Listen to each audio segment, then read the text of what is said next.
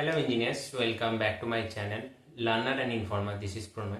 तो आज एक वीडियो हम लोग बात करेंगे जो एसीसीएल असिस्टेंट फोरमैन जो आपका फॉर्म फिल चल रहा है उसका एक्सपेक्टेड डेट या एक्सपेक्टेड मंथ भी बोल सकते हैं आप लोग, उसके बारे में कुछ हम लोग डिस्कस करेंगे।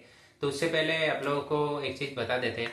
मान लीजिए किसी का कुछ प्रॉब्लम हो रहा है, लाइक ये आपका एजुकेशन में, मतलब जब आप लोग प्रिपरेशन करते हैं टाइम आप रिविजन नहीं कर पा रहे, या तो कोई टाइम मैनेज नहीं हो रहा है, ये सब रिलेटेड अगर आप लोगों को वीडियो चाहिए तो आप लोग कमेंट कर सकते हैं। लेकिन कमेंट थोड़ा ज़्यादा होना चाहिए, उसके बाद ही एक टॉपिक में हम वीडियो बना सकते हैं। या तो जैसे कि बहुत साल हो गया किसी का एग्जाम अभी तक नहीं कंप्लीट हुआ, मतलब अभी तक भी नौकरी नहीं लगा, इसीलिए आपका अगर डिमोटिवेट फील होता है कि कैसे ये चीज़ को टैकल करें, ये सब अगर आप लोग चाहते हैं तो ये सब रिलेटेड कुछ वीडियो चाहते हैं तो आप लोग जरूर कमेंट कर सकते हैं। लेकिन एक दो कमेंट से नहीं होगा, थोड़ा ज़्यादा कमेंट आप लोग करने का कोशिश करिएगा।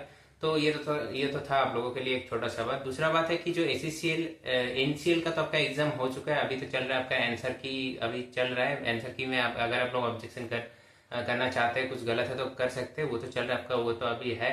और दूसरा है आपका कि एसीसीएल असिस्टेंट फोरमैन का एग्जाम कब हो सकता है। तो मेन बात है कि आपका जो एग्जाम का फॉर्म फिल खत्म हो रहा है वो हो रहा है 14 मई को, ठीक है, मतलब 14 मई को आपका खत्म हो रहा है। तो उससे पहले एक चीज बता देते कि अगर जैसे एनसीएल का हुआ है, एनसीएल का आपका शायद हुआ था 5 मार्च को, शायद कंप्लीट हुआ था, शायद 4 या 5 मार्च को कंप्लीट हुआ था। तो 5 अप्रैल को 26 अप्रैल को आपका एग्जाम हो गया, ठीक है। लगभग मतलब डेढ़ महीना या डेढ़ महीने से थोड़ा ज्यादा, हाँ डेढ़ महीने से ज्यादा ही आपका थोड़ा टाइम आप लोगों को मिला। तो उस हिसाब से हम ये वाला नहीं देखेंगे, क्योंकि एक लॉजिक आप लोगों को बताते हैं कि क्योंकि जो पिछला वैकेंसी था एनसीएल का 2024 का, उसका देखिए 5 फरवरी को आपका ये खत्म हो गया था, आपका जो फॉर्म फिल डेट वो क्लोज हो गया था 5 फरवरी को।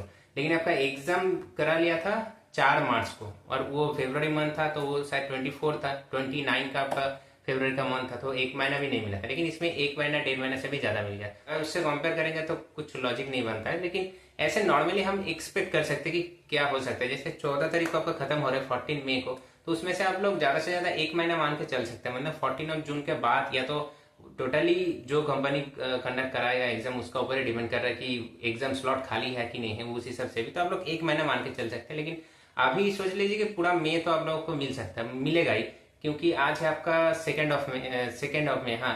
तो उसके बाद आपका पूरा महीना ये वाला जाएगा। तो अगर नेक्स्ट महीना का भी आपका 15 दिन 20 दिन मिल जाएगा तो अच्छा है। तो आपको 14 मई को आपका खत्म हो रहा है फॉर्म फिल, 14 जून तक मान के चल सकते हैं, उसके बाद ही हो सकता है एग्जाम, ये मान के आप लोग चल सकते हैं। ये एक्सपेक्टेड, कोई भी एग्जैक्ट बता नहीं सकता है। हम थोड़ा से जस्ट आप लोग को एक अवेयरनेस दे दिए कि हाँ यहाँ तक हो सकता है, तो आप लोग अच्छा से तैयारी में लग जाइए। जो 80 मार्क्स का टेक्निकल है एनसीएल तो आप लोग दे के आए हैं, या तो जो भी नहीं दे के आए हैं आंसर की जरूर चेक कीजिएगा, वो टॉपिक को तो करना जरूरी है। उसके साथ साथ लगभग सिलेबस सेम है, अलग कुछ नहीं है, लेकिन उसमें 70-30, इसमें 80-20।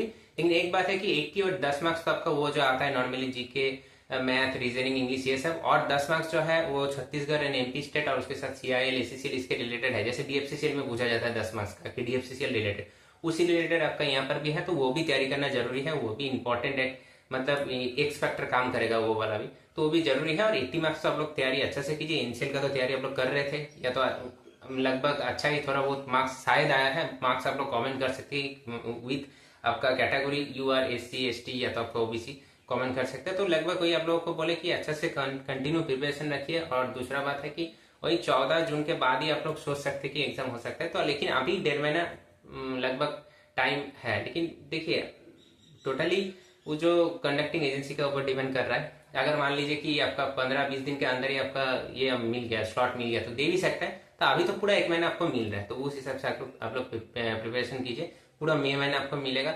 अगर जून का भी पूरा आधा से भी ज्यादा मिल जाएगा तो बहुत अच्छा है। तो लेकिन आप लोग ऐसे प्रिपरेशन कीजिए कि हम, मेरा पास एक से ज्यादा डेढ़ महीना है, ठीक है। तो ये तो था छोटा सा मेरा वीडियो।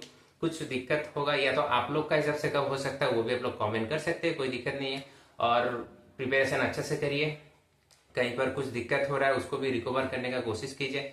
टेस्ट भी देना जरूरी है, मॉक टेस्ट जरूर दीजिए। कॉन्सेप्ट आपका क्लियर कीजिए, कॉन्सेप्ट मेन आपका बात है। और किसी भी क्वेश्चन को अच्छे से रीड करना भी बहुत जरूरी है किसी भी एग्जाम में, ठीक है। जैसे हम लोग मतलब इजी क्वेश्चन भी गलत कर देते हैं ज्यादातर, ठीक है, क्योंकि वो लोग, हम लोग अच्छे से पढ़ते नहीं है। पढ़ने के बाद सोचे कि ये वाला आंसर होगा, लेकिन वो नहीं होता। लेकिन क्वेश्चन का जो लैंग्वेज है वो आपको अच्छे से देखना होता है, ठीक है। ये चीज के बारे में कि कैसे क्वेश्चन मतलब किसी भी एग्जाम में बैठ के जैसे 1.5 घंटा या 2 घंटा, जैसे एसएससी जी 2 घंटा होता है, ठीक है, इस हिसाब से आपका 2 घंटा या 1.5 घंटा या 1 घंटा किसी भी पेपर को हम लोग कैसे गो थ्रू कर सकते हैं, कैसे हम लोग टैकल कर सकते हैं, उसके बारे में भी एक छोटा वीडियो ला देंगे कि उस टाइम अपना माइंड को काम करके कैसे अपना पेपर दे सकते हैं, ठीक है। तो ये तो था छोटा सा वीडियो। अगर कुछ अच्छा लगा जानकारी तो आप जरूर लाइक कर सकते हैं, चैनल को सब्सक्राइब कर सकते हैं फर्दर अपडेट के लिए, किसी भी अपडेट के लिए।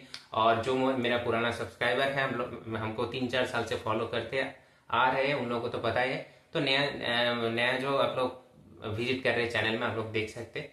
तो चलिए मिलते हैं अगले वीडियो में। आज तक के लिए इतना ही। Thank you and good bye.